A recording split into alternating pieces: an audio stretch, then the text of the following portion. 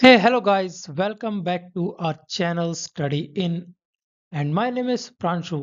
इस वीडियो में हम आपसे बात करने वाले हैं रिसेंटली जो जनरल आसिम मुनीर है पाकिस्तान के उन्होंने एक स्टेटमेंट दिया है इंडस वाटर ट्रीटी के ऊपर जिसके कारण रीजनल टेंशंस बढ़ सकती हैं दोबारा इंडिया और पाकिस्तान के बीच में।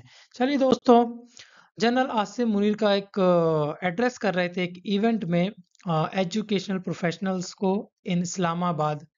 तो इस्लामाबाद में ये पब्लिक को एड्रेस करते हुए जनरल आसिम मुनीर ने कहा कि water is Pakistan's red line and we will not allow compromise on the basic rights of 240 million Pakistanis. ये स्टेटमेंट दिया है जनरल आसिम मुनीर ने और ये स्टेटमेंट काफी प्रोवोकेटिव है।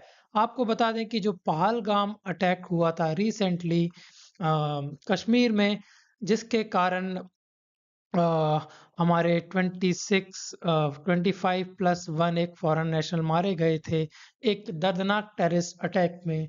ये जो अटैक हुआ था, कहा जाता है कि ये भी अटैक जनरल आसिम मुनीर ने ये अटैक के कुछ दिन पहले एक स्टेटमेंट दिया था, ऐसा ही प्रोवोकेटिव स्टेटमेंट दिया था हिंदू मुस्लिम और जो पाकिस्तान नेशनल की वन नेशन थ्योरी ऐसा करके एक स्टेटमेंट दिया था और काफ़ी बड़ा प्रोवोकेटिव स्टेटमेंट था, जिसके बाद ये पहलगाम अटैक हुआ। तो अब फिर से एक स्टेटमेंट दिया है जनरल आसिम मुनीर ने और उन्होंने कहा है कि water is Pakistan red line और ये इम्प्लीकेशंस हम देख सकते हैं, framing water as a national security issue. तो ये वाटर जो इंडस वाटर ट्रीटी जो इंडिया के द्वारा बंद की गई है, शट की गई है, तो इसको ये एक as a national security issue देख रहे हैं। So it will be concern और इंडिया को फिर से इस स्टेटमेंट को अच्छे से देखना चाहिए। जनरल आसिम मुनीर का कहना है कि हम मिलिट्री इन्वॉल्वमेंट भी कर सकते हैं, डिप्लोमेटिक स्टैंड लेंगे। It is a national issue. एक इस इशू को बहुत ही बड़ा इशू देख रहे हैं और एक national issue as a national security issue, इस इशू को देख रहे हैं जनरल आसिम मुनीर। आपको बता दें कि इंडस वाटर ट्रीटी के बारे में पहले हम थोड़ा एक बैकग्राउंड दे दें आपको। इंडस वाटर ट्रीटी 1960 में साइंड की गई थी और इस ट्रीटी को मेडिएट किया गया था वर्ल्ड बैंक के द्वारा। और ये जो ट्रीटी थी इंडिया और पाकिस्तान के बीच में साइंड की गई थी और वर्ल्ड बैंक मीडिएटर था इस ट्रीटी में। इस ट्रीटी में डिवीजन ऑफ रिवर्स हुआ था, जो नदियां हैं उसको डिवाइड किया गया था। इंडिया की तरफ जो बियास, रवि और सतलज रिवर है, जो कि ईस्टर्न रिवर्स कही जाती हैं, उनको इस डिवीजन में दिया गया था और पाकिस्तान की तरफ इंडस, झीलम और चेनाब, जो कि वेस्टर्न रिवर्स हैं इंडिया और पाकिस्तान के बीच में, उसको एज अ डिवीजन में मिली गई थी। सो इस जो ट्रीटी का इम्पोर्टेंस इसलिए भी हो जाता है क्योंकि जो 80% ऑफ एग्रीकल्चर डिपेंडेंसी है पाकिस्तान की, इन्हीं रिवर में डिपेंडेंसी है, क्योंकि जो इंडस रिवर बेसिन है, इससे ही जो पाकिस्तान की 80% जो एग्रीकल्चर है उसको पानी मिलता है।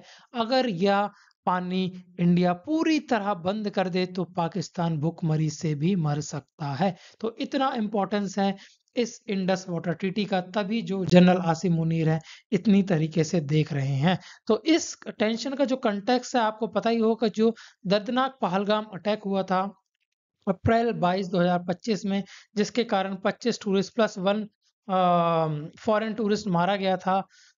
इसके अगेंस्ट में इंडिया ने ऑपरेशन सिंदूर किया था, plus suspension of Indus water treaty.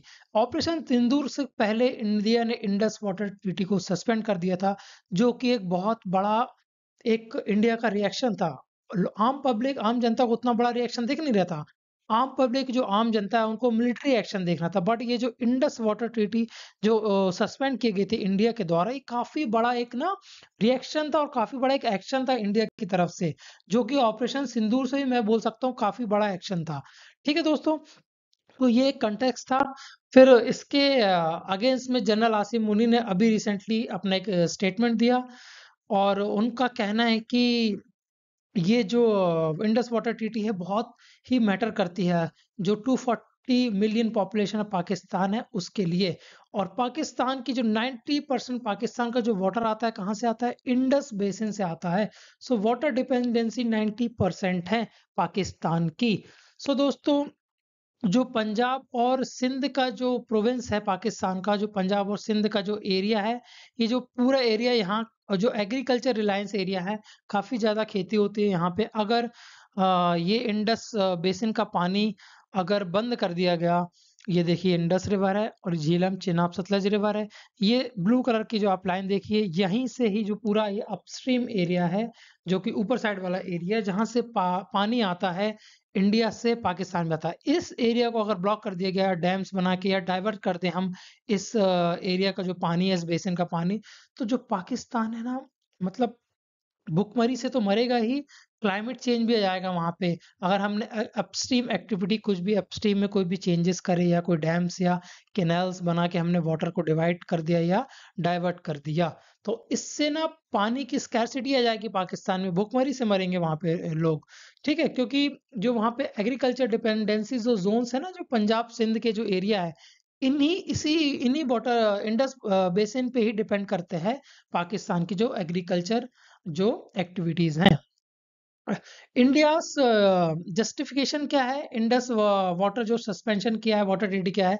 भाई ऐसे तो हम कर नहीं सकते, कुछ जस्टिफिकेशन भी देना पड़ता है वर्ल्ड में, ग्लोबल में, यूनाइटेड नेशन कि भाई हमने क्यों बंद किया ये, मतलब ये सस्पेंड किया ये इंडस वाटर ट्रीटी। तो इंडिया का कहना है कि no water with terror.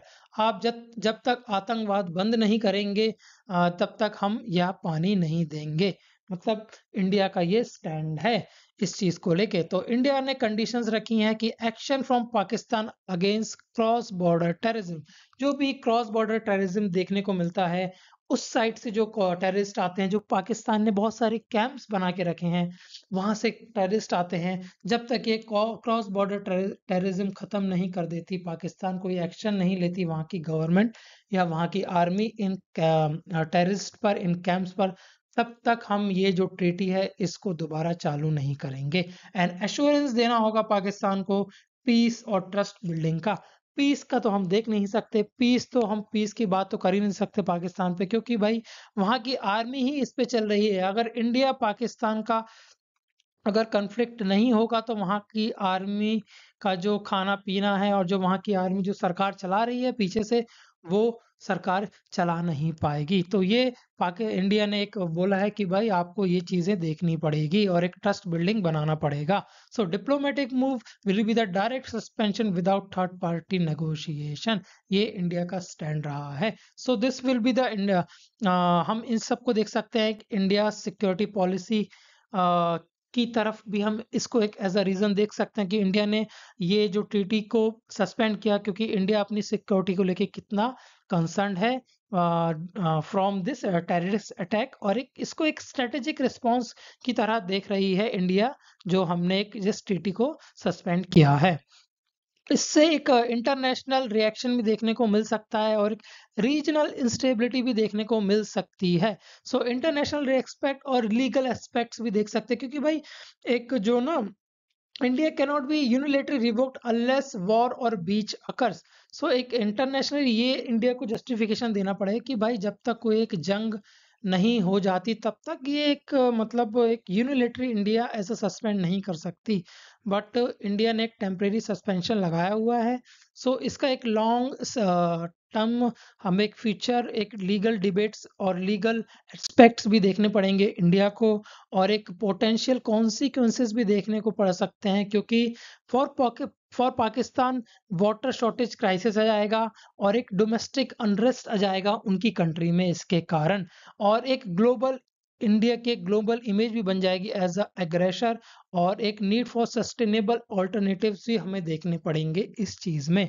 For reason के लिए, ये जो पूरा रीजन है साउथ एशियन रीजन है, इसमें अनस्टेबिलिटी भी आ सकती है, क्योंकि अगर इंडिया टेम्परेरी नहीं परमानेंट सस्पेंड कर देता है ये और पूरा ही पानी बंद कर देता है इंडस बेसिन का, तो इसमें चाइना भी कूद सकता है, क्योंकि जो ब्रह्मपुत्र रिवर का जो क्योंकि ब्रह्मपुत्र रिवर का जो अपस्ट्रीम में जो बेसिन है, तो चाइना का और इंडिया का हमेशा कॉन्फ्लिक्ट चलता रहता है।